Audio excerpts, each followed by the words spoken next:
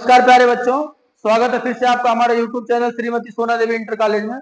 आइए आज हम जीव विज्ञान के काफी महत्वपूर्ण टॉपिक सीन्स आर्गन यानी कि ज्ञानेंद्रियों के बारे में पढ़ेंगे। तो आज का हमारा जो टॉपिक है बच्चों वो है सीन्स आर्गन। सीन्स आर्गन को हिंदी में कहते हैं ज्ञानेंद्रिया। क्या कहते हैं बच्चों? ज्ञानेंद्रिया। तो आइए समझते हैं ज्ञानेंद्रिया होती क्या है। ज्ञानेंद्रिया हमारे शरीर के वे अंग होते हैं जो बाहर के वातावरण में होने वाली घटनाओं की और वातावरण के मौसम के बारे में, ठंडा है या गर्म है या फिर बरसात हो रही है, क्या हो रहा है, इन सब की जानकारी देते हैं। तो इनकी परिभाषा एक बार देखते हैं। शरीर के वे अंग जो बाहरी वातावरण और घटनाओं का ज्ञान कराते हैं उन्हें हम कहते हैं ज्ञानेंद्रिय। क्या कहते हैं? ज्ञानेंद्रिय। यानी कि बाहर का वातावरण कैसा है या बाहर कौन सी घटना हो रही है, इसकी जानकारी जिन अंगों द्वारा हमें प्राप्त होती है उन अंगों को हम कहते हैं ज्ञानेंद्रिय। मानव शरीर में ज्ञानेंद्रियों की संख्या 5 होती है। आइए देखते हैं वो 5 ज्ञानेंद्रिया कौन कौन सी। हमने यहाँ लिख भी दिया है कि ज्ञानेंद्रिया 5 होती हैं।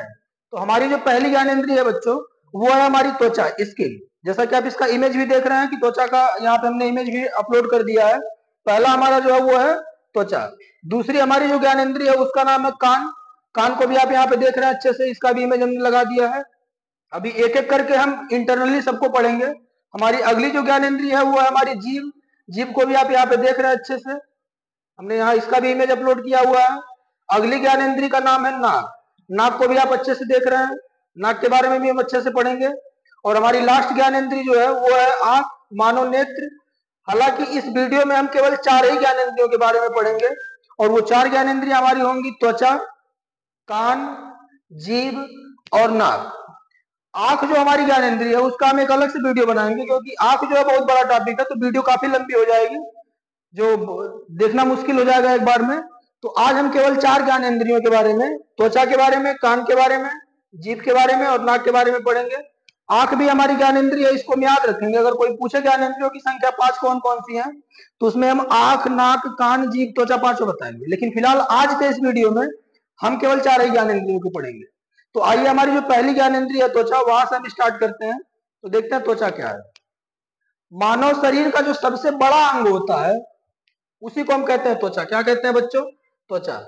देखिए, 2 तरह से ये सवाल हो सकता है। मानव शरीर का सबसे बड़ा अंग तो वो त्वचा हो गया, और अगर आपसे पूछ लिया कि मानव शरीर में सबसे बड़ा अंग तो वो हमारा लीवर होता है शरीर के अंदर। लेकिन अगर मानव शरीर का, पूरे शरीर का, ओवरऑल पूरी बॉडी का पूछ रहा है तो वो हमारी स्किन होती है। स्किन ऊपर से लेकर नीचे तक है। अब इससे बड़ा क्या है? ऊपर वाले तारू से नीचे वाले तारू तक सारा हो गया। तो मानव शरीर के सबसे बड़े अंग को हम त्वचा कहते हैं।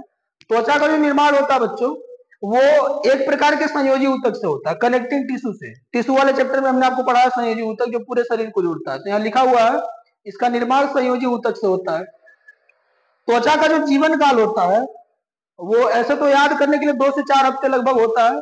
बायोलॉजी का बता चुके हैं, सारा डाटा लगभग में आता है। तो त्वचा का जो जीवन काल है वो लगभग 2 से 4 हफ्ते होता है। ये डिपेंड करता है कि मनुष्य की उम्र कितनी है, उसका खान पान कैसा है, उसका रहने का स्थान कैसा है, वहां की जलवायु कैसी है, या फिर उसका पहनने ओढ़ने रहने का ढंग क्या है। तो वो हमारी सारी चीजों पर निर्भर करता है। अब त्वचा की मोटाई को देख लेते हैं। तो त्वचा की हमारी जो मोटाई होती है 0.5 mm से लेकर के 2 mm तक होती है। अगर बात करें कि सबसे पतली स्किन कहाँ पाई जाती है तो हमारी आंख के ऊपर का ये जो हिस्सा है, इसको पकड़ के आप देखिए यहाँ पे, आंख के ऊपर की स्किन ये सबसे पतली होती है। तो जो आईलिड हमारी होती है, आंख पे हमारी जो स्किन होती है वो सबसे पतली होती है। क्या होती है बच्चों? सबसे पतली होती है। और उसके बाद हमारी जो हथेली होती है, हथेली या फिर पैर के नीचे का तलवा, तलवा, इनकी जो मोटाई होती है त्वचा की वो सबसे मोटी होती है। क्या होती है? सबसे मोटी होती है। तो त्वचा की मोटाई का जो रेंज है बच्चों वो 5 mm से, सॉरी 0.5 mm से लेकर के कहां तक है? 2 mm तक। अगर सबसे पतली त्वचा की बात की जाए तो वो आंख के ऊपर पाई जाती है, और सबसे मोटी त्वचा जो है वो हथेली पे या पैर के तलवे में पाई जाती है। अब आइए देखते हैं कि त्वचा का काम क्या है। त्वचा का पहला काम जो है वो है कीटाणुओं से रक्षा करना। किससे रक्षा करना? कीटाणुओं से रक्षा करना।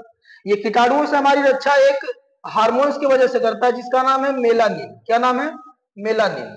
मेलानिन जो है स्किन के सबसे ऊपरी लेयर, स्किन में वैसे तो 7 लेयर होती है लेकिन मेजरली हमको 3 ही पढ़ना होता है। सबसे ऊपर वाली जो लेयर होती है उसको हम एपिडर्मिस कहते हैं, वहां से हार्मोन्स रिलीज होता है जिसका नाम है मेलानिन। सॉरी, ये थोड़ा सा गलत हो रहा है बच्चों। हमारे स्किन से जो पसीना निकलता है, पसीने में एक एंजाइम होता है जिसका नाम है लाइसोजाइम। क्या नाम है? लाइसोजाइम। इसी लाइसोजाइम के द्वारा हमारी त्वचा जो है बाहरी कीटाणुओं से हमारी रक्षा करती है। और दूसरी रक्षा जो करती है वो यूवी रेज से करती है, जिसको हम अल्ट्रावायलेट रेज या पराबैंगनी किरणें कहते हैं। अल्ट्रावायलेट रेज अगर हमारे स्किन पे पड़ रही है और रक्षा करने के लिए कोई नहीं है तो हमको स्किन कैंसर होने का खतरा रहता है। तो अल्ट्रावायलेट रेज से भी हमारी रक्षा करती है। इसकी जो पहली लेयर होती है, जैसा कि आपको हम यहाँ पे इमेज में दिखा दे रहे हैं, स्किन का इमेज भी है हमारे पास, ये स्किन की इमेज है। 3 लेयर आप लोग यहाँ पे देख रहे हैं। ये इसकी पहली लेयर है यहाँ से यहाँ तक, ये इसकी दूसरी लेयर है यहाँ से यहाँ तक सबसे मोटी, और ये तीसरी लेयर। तो पहली लेयर को हम ईपीडर्मिस कहते हैं बच्चों। क्या कहते हैं? पहली लेयर का नाम है ईपीडर्मिस। ईपीडर्मिस। इसी ईपीडर्मिस के द्वारा एक हार्मोन ये रिलीज करती है, जिस हार्मोन्स का नाम है मेलानिन। क्या नाम है बच्चों? हार्मोन्स का नाम है मेलानिन। यहाँ पे हम लिख दे रहे हैं, हार्मोन्स का नाम मेलानिन। मेलानिन। इस मेलानिन से यूवी रेज यानी अल्ट्रावायलेट रेज जो हमारे सूर्य के प्रकाश की किरणों से ओजोन परत को छेद के आती है, उससे हमारे शरीर की रक्षा करती है, त्वचा की रक्षा करती है, ताकि स्किन कैंसर ना हो। जिन लोगों के शरीर का रंग सांवला होता है उनमें मेलानिन बहुत ज्यादा होता है, और जिनके शरीर का रंग गोरा होता है उनमें मेलानिन बहुत कम होता है। तो जिनके शरीर का रंग गोरा है उनको स्किन कैंसर होने का खतरा जल्दी है, और जिनका काला है उनको टेंशन लेने कोई बात नहीं है। तो अगला इसका काम देखते हैं। अगला काम जो इसका है वो है विटामिन डी का संश्लेषण करना। क्या करना बच्चों? विटामिन डी का संश्लेषण करना। जब त्वचा हमारी सूर्य के प्रकाश में विटामिन डी का संश्लेषण करती है तो ये कैल्शियम का निर्माण करती है। किसका निर्माण करती है?